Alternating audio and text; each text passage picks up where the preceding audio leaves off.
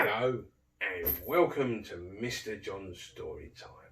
I hope you've had lots of fun today like I have. Tonight we're going to read Mr. Messy by Roger Hargreaves, part of the Mr. Men series.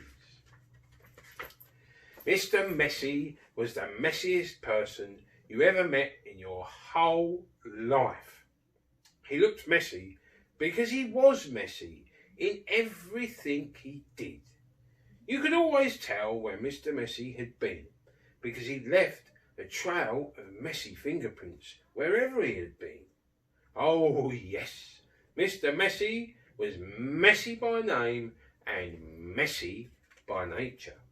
Mr. Messy lived in a particularly messy looking house. The paint was peeling. The windows were broken. There were tiles missing from the roof. The flower beds were overgrown with weeds. The garden gate was off its hinges. And had Mr. Messy cut the grass in his garden lately? Oh, no he hadn't. One morning, Mr. Messy woke up in his messy bed, yawned, stretched, got up, cleaned his teeth, leaving the top off the toothpaste, had his breakfast, spilling cornflakes all over the floor, and then set out for a walk, tripping over a brush he'd left lying in the garden for over 2 weeks. There was a wood behind Mr. Messy's house with the messy garden, and that's where he went for his walk. It was a particularly large wood with lots and lots of trees, and it took Mr. Messy a long time to walk through it. But he didn't really mind because he felt like walking that morning. So he walked and walked right through the wood until he came to the other side. And do you know what he found on the other side of the wood? Mr. Messy found the neatest, prettiest looking little cottage that he had ever seen. It had a lovely little garden with a stream running right through the middle of it.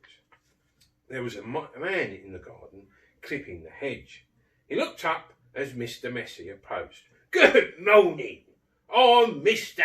Messy," said Mr. Messy. "Oh, I can see that," replied the man, looking down at him. "I'm Mr. Tidy." "And I'm Mr. Neat," said another man, appearing out of the house. "Tidy and neat," said Mr. Tidy. "Neat and tidy," said Mr. Neat. "We've been in business together," explained Mr. Tidy, "and the people who own this house have asked us to do some work for them." "What sort of work?" asked Mr. Messy. "Oh, we make things nice and neat," said Mr. Neat. "Tidy things up," added Mr. Tidy. "Perhaps we could come along and do some work for you," said Mr. Neat, looking at Mr. Messy, who was looking even messier than usual that particular morning. "But I don't want things neat and tidy," said Mr. Messy, looking downright miserable at the thought of it. "Nonsense," said Mr. Tidy. "Fiddlesticks," said Mr. Neat. "But," said Mr. Messy. "Come along," said Mr. Neat. "Off we go," said Mr. Tidy. But, said Mr. Messy. "But nothing," said Mr. Neat, and bundling him into the van, which he was parked at the end of the house.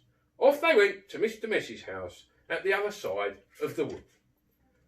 "Good heavens," said Mr. Neat, when he saw where Mr. Messy lived. "Ew, good gracious," added Mr. Tidy.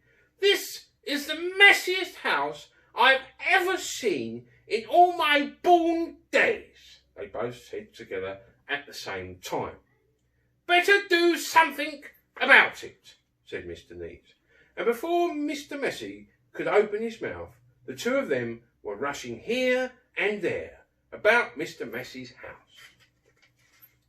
Mr. Neat hoed and mowed and pruned and snipped and clipped and cleared and dug and made the garden look neater than it had ever looked before. Mr. Tidy cleared and primed and rubbed and painted and mended and made the outside of Mr. Messy's house look tidier than it had ever looked before. Then they both went inside the house. "Good heavens!" said Mr. Neat for the second time that morning. "Oh, good gracious!" said Mr. Tidy for the second time that morning. And then they set about cleaning the house from top to bottom. They brushed and swept and polished and scrubbed and made the inside of the house look neater and tidier than it had ever looked before. "There we are," said Mr. Tidy. "All finished," said Mr. Neat. "Tidy and neat," said Mr. Tidy. "Neat and tidy," said Mr. Neat. Mr. Messy just did not know what to say. Then they both looked at Mr. Messy. "Are you thinking what I'm thinking?" said Mr. Neat to Mr. Tidy. "Precisely," said Mr. Tidy.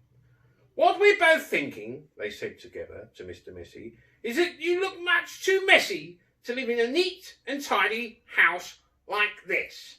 "But," said Mr. Messy. But whatever Mr. Messy said was no use, and Mr. Neat and Mr. Tidy whisked him off to the bathroom upstairs. It had been the messiest room in the house, but now, of course, it was neat as a new pin.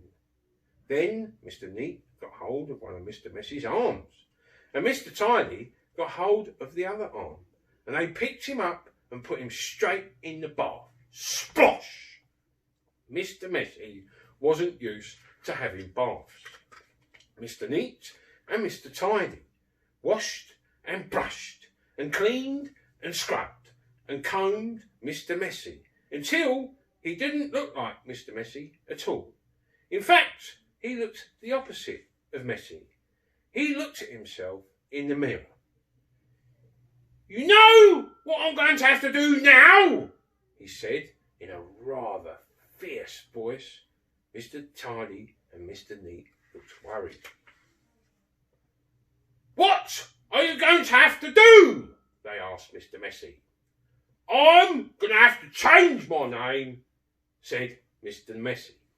And then he chuckled, and Mr. Neat and Mr. Tidy chuckled, and then Mr. Messy laughed. "Ha ha ha!" And Mr. Neat and Tidy laughed. "Ha ha ha! Ha ha ha!" And then they all laughed together and became the best of friends. And that really is the end of the story, except to say that if you're a messy sort of person, you might have a visit from two people. And you know what they're called, don't you? Ha! Well, Mr. Messy really doesn't look messy anymore, does he? Look at him. Oh, to be honest, I preferred him looking messy. But that doesn't mean you can be messy and make your bedroom messy. You've got to keep it nice and clean and tidy. Otherwise, Mr. Neat, and Mr. Tidy will come and pay you a visit too. Right. Now it's time for you guys to get yourself ready for bed, go to sleep and have sweet dreams. And then maybe I'll read you another story tomorrow. But for now, good night, happy sleep.